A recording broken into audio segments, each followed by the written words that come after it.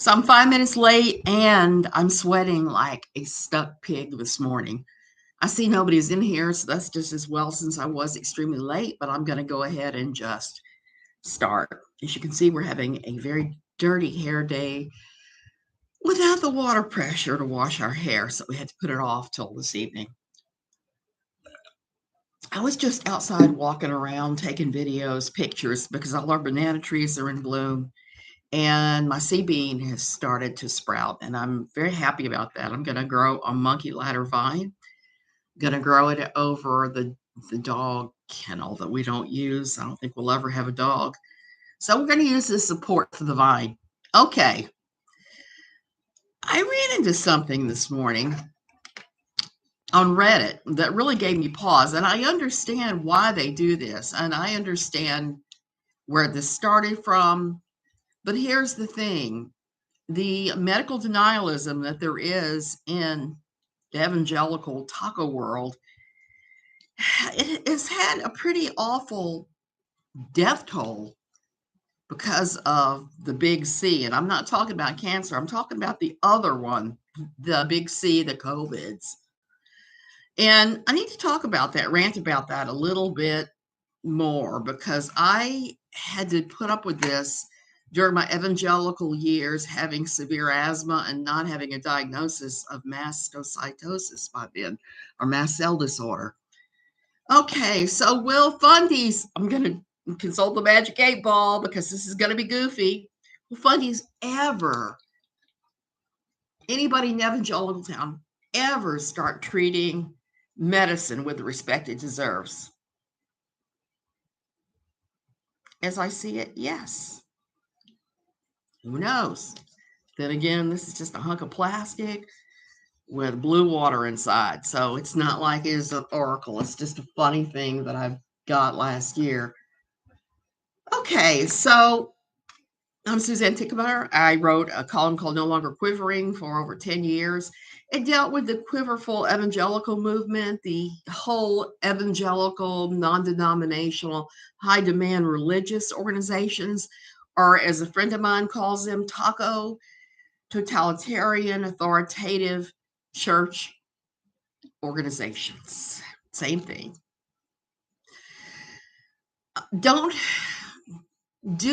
Please don't harass anybody I'm going to be talking about today. Don't send hate. I know you guys are better than that, and they don't go real life, which is a good thing, because real life, when people go real life, it's not a very good thing for anybody. And these are just my opinions, and they're based upon my years in one of those type churches. That's where I'm coming up with my opinions from. One of the things that evangelicalism has really done the world a disservice in is when they create and denigrate medical care. And a lot of them do. So many times we'll see them come up with things that are distinctly not healthy. I'm looking at you, Lori Alexander, with your black salve that you put on everything. And black salve has been banned in the US for human use. Yet you keep slapping it on your nose, your ear, your rear end. I don't know where all, but it's going to eat a hole right through it. It's not something you need to be fooling with. So this is something that was so incredibly prevalent in my old church. Nobody ever went to the doctor. Nobody did it. Or should I rephrase? No women and almost no children ever went to the doctor. It was all home home remedies. Hey, Grace Peter. So you were having people that were using essential oils and black salve and elderberry syrup to treat everything under the sun, from the serious to the silly. And I witnessed this and experienced it a number of times. When I was going there, towards the end, they started pressuring me to give up my, at the time, my CPAP machine, because they said, claim it, believe it, know that God is healing you. Hey, Sandy P. And by continuing to use the machine, you're not stepping out in your healing, you're blocking what God wants to do. So I stupidly threw away my CPAP machine, very stupidly. I ended up having to get another machine a year or so down the pike. after I started having symptoms that something was pretty seriously wrong. And I have generalized sleep apnea, means I could be as big around as my pinky and I would still have sleep apnea, fat or skinny. It doesn't matter. And I did it. I stupidly did it. I stupidly quit treating my asthma, and I ended up in a much worse place as a result because I was pressured to give up all medical treatments. So now I'm seeing their disbelief in medicine, belief only in God, and sure enough, God can heal. I believe that. I'm a big believer in that. But here's the thing: did He not also create doctors? I mean, even Jesus Himself sent people to the doctor to at least get it documented that they had been healed. It wasn't a just rub some essential oil on it. I mean, essential oils have their place. It's not to heal things. Here's serious things, I should say. Um, Serious things need to be left to medical attention. Now, in my old church, I observed men always got medical care. There was none of this, oh my word, I have to drink endless gallons of carrot juice to heal my cancer, or let me rub my scrotum with some black salve to heal my prostate cancer. And I know somebody that died from prostate cancer in my old church. And to this day, I still run across people like that from my old church, from connected churches. All you have to do is look at the publications of Bethel Redding to see that. I laughed yesterday because I saw Bethel Redding's Sean, FEUCH, maybe how you spell his name, his last name, Fouch, I don't know.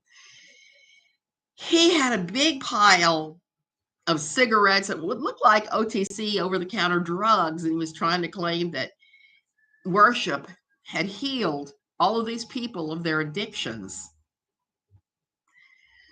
Well. It could be a good start. It could be a good starting point to say, yeah, I'm convicted. I'm convicted through worship that I need to give up whatever it is. It can be Diet Coke. It can be whatever kind of drugs you're on for whatever kind of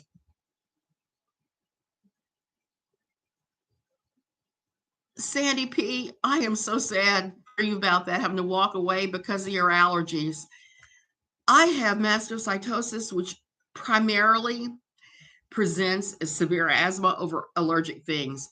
2 weeks ago, I had a really bad incident in my husband's church where I had people running up to me to chew me out for wearing a mask and N95 to block the allergens that I was having. They were telling me I wasn't trusting Christ, and they downplay and denigrate all this stuff. In women, men get treatment, women get shamed. Sometimes children get treatment, but not that much. I was criticized so highly the entire time I was at my place because of my asthma and my daughter being somewhat clingy because she had a bleeding disorder that apparently runs in my family that I had no idea about. Aaron, MC, that is the intent. They just want to shut you down and for women not to get, and it has to do with that old umbrella graphic of Bill Gothard's God, man, woman. You're down on the bottom like a slave, like in the old slavery times. But I'm going to say this, even in old slavery times, slaves even got medical care. Maybe not as good as the white people, but they got some kind of medical care because you were not going to pay $2,000 for a field hand and not treat him when he had some kind of life-threatening illness. You were going to try to get the doctor there and treat them as much as possible. So why? Because it's a valuable asset, not because of any good Christian intent, but because it was a valuable asset. But even they got some sort of medical care, even though there was not much legitimate medical care in those days. I sneezed my head off without my meds. I can't breathe, but they want to pray it away. I deal with that. And I used to go up for healing prayer all the time. For a while, I was on the healing team. We used to lay hands on people and pray for them to be healed. And every month, it was the same deal. We had a woman came that had MS. I've talked about this a bunch of times. Everybody on the healing team, after she left, would say, she's got demons. That's why she's not getting healed. We have to pray a protection over ourselves that we don't get her demons and blah, blah, blah. And it was all kinds of loony. And it all came out of Bethel Redding. Like I said, once our pastor hooked up with the theology of Bethel Redding with Randy Clark. Where was Randy? Randy, I think, was in Harrisburg, PA. And some of the other ones that push this theology that are all interconnected, like links in the chain, they start pressuring you. And like I said, I knew people with serious diseases that got no real treatment, including somebody who chewed me out one time because she had breast cancer. And I said, oh, chemotherapy's come a long way. There's radiation. There's all these great treatments. But that was right before the biologics. So I have to talk about biologic medicine for a minute. Once I went on biologic medicine, even though I was no longer going to that type of church, I made the mistake of mentioning that's one of my best friends up there, and she spread it all over church. Every time I would run into somebody from the old church, they would tell me I was committing a sin by using biologic medicine. They ran out of effective medicines to treat me with because I had mast cell. And they even tried chemo. They tried all the traditional things, sodium cromulin, chemotherapy, many different kinds of drugs. And none of it helped at all. None of it. Okay. I only got the slightest benefit, but it was because my IG levels were so incredibly high. My doctor, my critical care pulmonologist, he put me on a biologic medicine. Now, at that time, it was made from other people's blood products grown on a concoction of Chinese hamster ovary extract. So yeah, you were getting somebody else's bodily products. That's why it's a biologic. That's why it's a RNA, DNA sort of thing. But it's so processed, it's not like you're getting much. But I used to get crap about it because they would say, you're getting the blood of murderers and criminals, and you're going to take on their characteristics because they clearly gave blood for this medicine. And that was where they went with this. After a while, I learned just to do this and go on because it gave me my life back. Instead of having to hide in the house all the time, guzzling drugs like there's no tomorrow, I was able to go out and do some things. Now, could I do what I could do before I got ill? No. I had harmed myself by listening to everybody in my old church and stopping my treatment for my asthma. I harmed myself significantly. And I think that's what took me from medium problems to crazy, insane problems. For a while there, I was ending up in the ER 3 to 4 times a week with an EpiPen hanging out of my leg. I don't need to tell you what that does to your heart and other parts of your body. So I finally found a medicine that helped and took it for 8.5 years. And when I went on it, there weren't that many biologic medicines out there. They were mostly experimental. Before I got it the first time, I had to sign off saying I wouldn't sue the manufacturer if something went haywire. Hey, Moonchild Pink. So I would have to sign this piece of paper saying I wasn't going to do it. I wasn't going to sue. And the first 4 or 5 times that I got it in a procedure room, crash cart next to me, with EKG on, where they were monitoring what my vitals were doing, because this one apparently really trashed some people's hearts and they died of heart attacks and strokes. But it bought me 8.5 years of good life. So I can't argue with it. It didn't harm me, even though it harmed a lot of other people. But here's the thing. Hey, love my grands. It is a type of medicine that has helped so many people now There are so many different biologic medicines out there. You see advertised all the time on US TV. I can think of a few like Sky Rizzy. I see those ads all the time. And if I ever get that bad again, I'm going back on it. I'm going to go back on some kind of biologic. I only got off when it stopped working for me. And most biologics stop working at the 2 to 5 year mark. They won't tell you that when they put you on them, but it's not a permanent answer. I got 8.5 years of relief, which is like astounding. So this morning I was on Reddit. I love Reddit. What is sustainable and functional for you? No other options. Yeah, exactly, MC. That's exactly right. And I want to encourage anybody that sees this today, do what you need to do for your health. Do not listen to anybody in these churches that are trying to put this stuff on you. When COVID struck, I got to see it go into high gear. The medical back on my BS.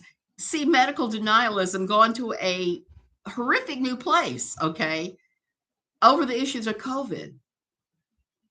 Now, a lot of it has to do with the Fauci, the jab.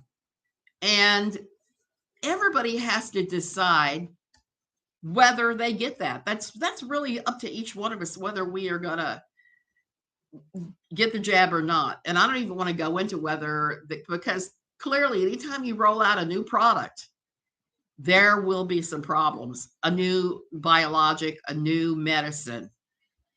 The drug I was on, the biologic, they rolled it out in 6 months from the time it hit the FDA. The way the FDA works this is if the medicine feels a need that there is no other medicine doing, if people are suffering and maybe even dying, if it's something like that, they will push it through and do the research later. And that's unfortunate. That's unfortunate that they had to do this with the vaccines, because clearly they didn't get it 100% right from the beginning. But that doesn't mean they're not going to get it 100% right at some point in the future. And I feel very encouraged by that. So on Reddit, one of my favorite Reddits is the Herman Cain Awards, where they examine people that die of this nonsense. And the rest of us talk about what we're doing to get over it, what long COVID is like, what just everything to do with COVID. Well, someone came trotting in there this morning that was telling us we were just all a bunch of ghouls laughing over deaths, and that's not it at all. I don't want to see anybody die from this thing. I believe in the vaccine because I know it came out of biologic medicine. So I believe in it, and I'm fully boosted until the new booster comes out, and then I'm going to fly back to the States and get boosted again. I saw the proof in the pudding when my husband and I got it. We got COVID at the same time.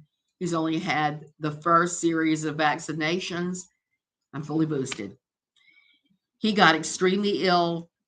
I got just partially ill, and I'm the one with the chronic ailments, okay? So when I saw that, I knew that for me, it was a benefit. Now, for the rest of you guys, I don't know, but I have such weird health problems with the mastocytosis that there aren't a lot of options for me. So I will do whatever I have to do. I went and got my Prevnar 20 this year. I keep up on all my vaccinations, even though I did have one bad vaccination response about 10 years ago. And I would still get a vaccination tomorrow. That's just me.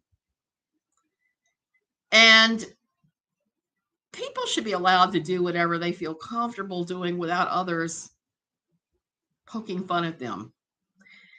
And that's one of the things that I've run across on social media is the anti-vaxxers are just incredibly angry and mean all the time. And it gets a little hairy here in Costa Rica because we have a lot of people that come here trying to get away from the U.S. government, both on all sides. Even evangelical taco types will come here because they have the wrong information from homeschool legal defense folks, those people that do that. HSLD, they come here and they're told by HSLD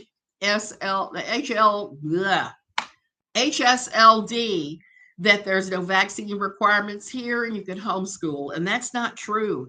There are vaccine requirements here, and their homeschooling is against the law here. So every now and then you'll see a fundamentalist family get popped for violating the no school and no vaccinations thing.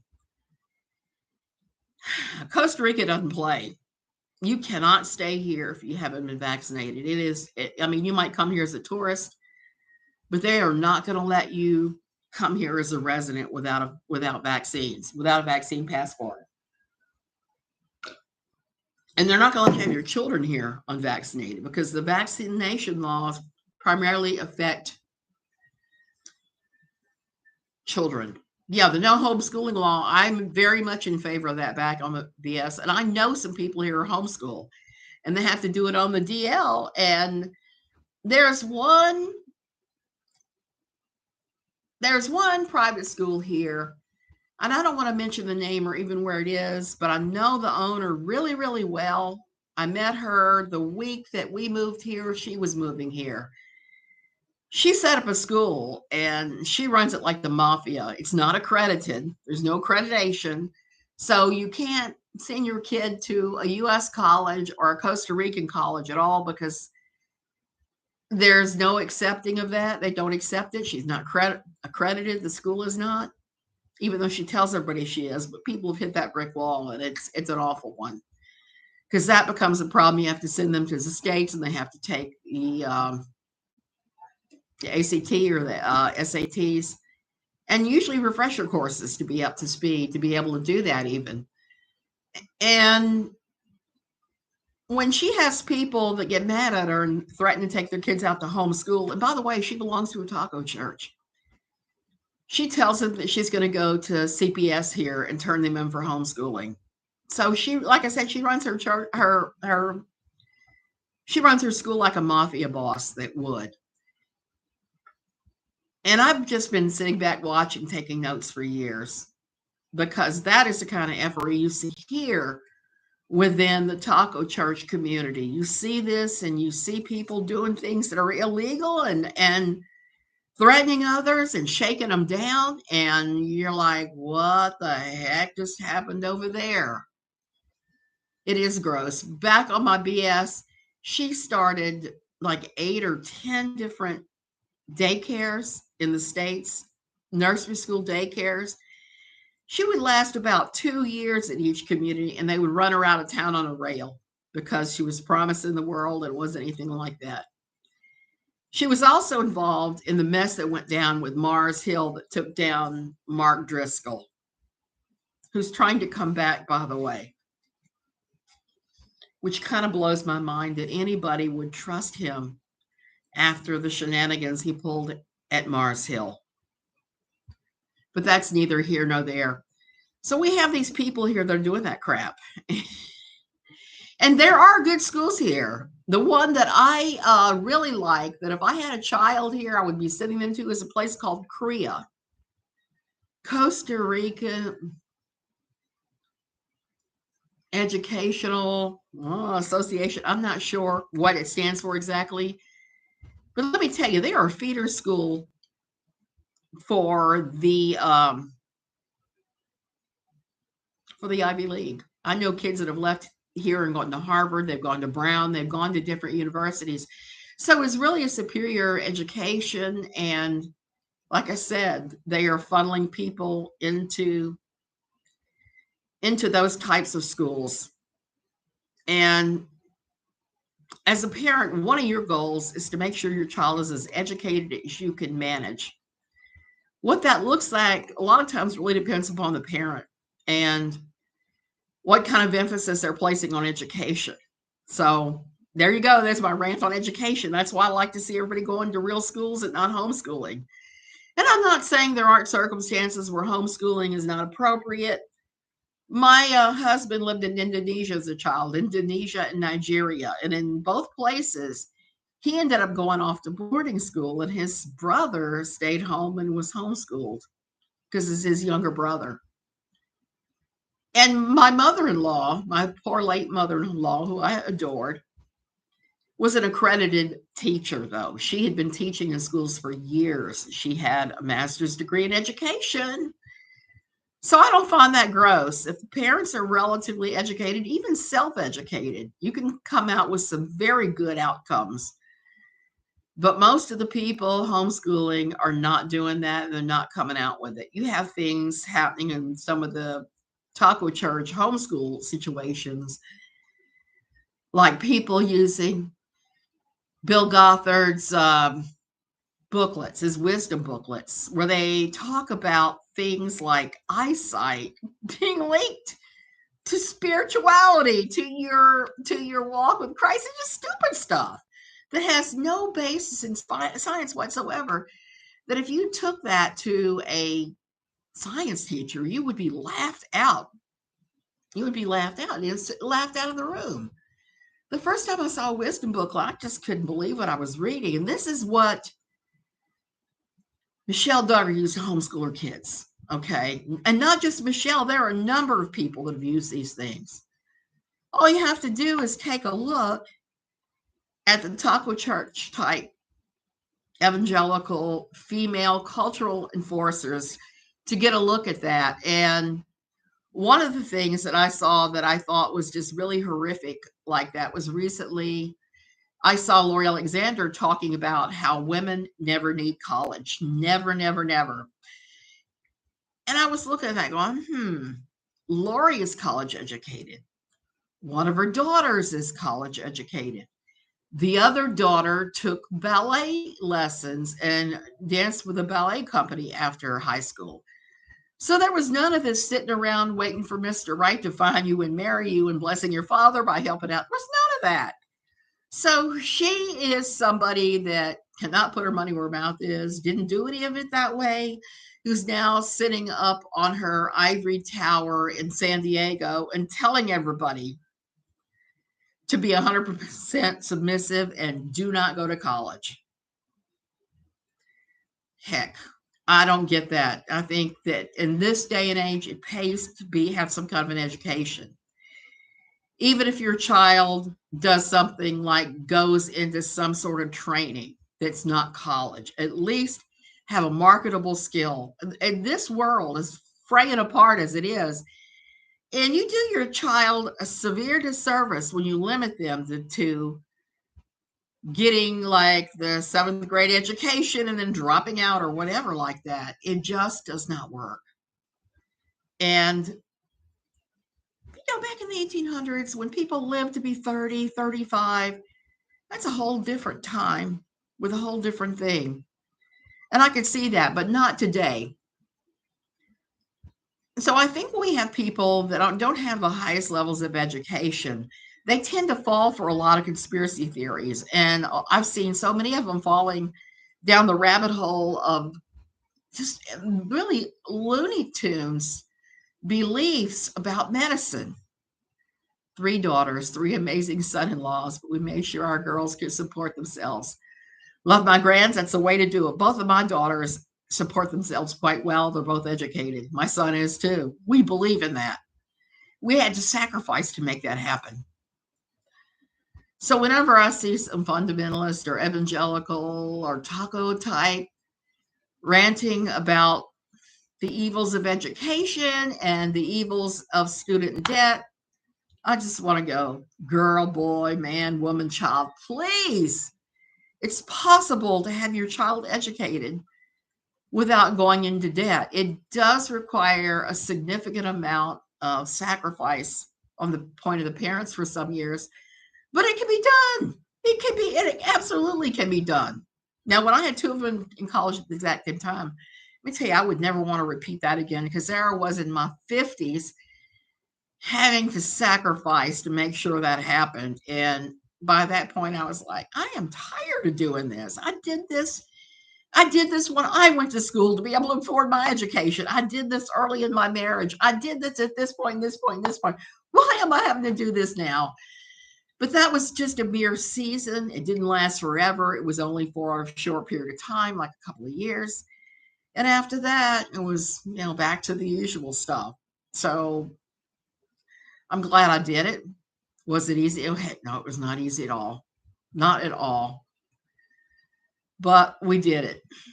So when I see people carrying on about this drug, that drug, and saying that the FDA needs to be put out of business and screaming about big pharma, big pharma, big pharma, pharma, pharma. So, well, I do agree something needs to happen in the U.S. with pharmaceutical pricing. Most definitely. I don't know if you can really scream big pharma being evil all the time. I got to tell you, I am 63 years old. I've only gotten to be 63 years old because of big pharma and some of the research that was done. And these freaking biologic meds that they're doing now, they're using them to cure cancer. They're making huge strides because of the early biologics. And a lot of these people don't want any of that research done. They don't want to see it funded. They want to see, I guess they want to see us huddling together over an aspirin. I don't know. But like I said, pricing needs to come down. Practically every other developed country in the world has lower drug pricing than the US. Example, I take Lyrica. My Lyrica prescription runs me about $80 a month here. And now I'm generic, of course, but a Lyrica prescription without insurance, just paying it up front like I am right now here in Costa Rica, for that drug would be about $1,600 a month. And if you use the generic, it'd be a little less. Now, if I use the name brand, the formulary, I would pay about $110 a month, I think it was. And that's before my insurance kicks in. No one can afford that.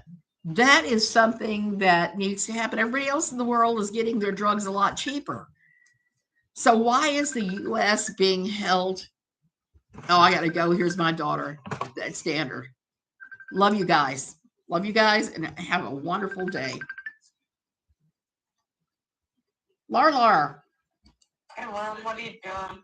Just sitting here ranting about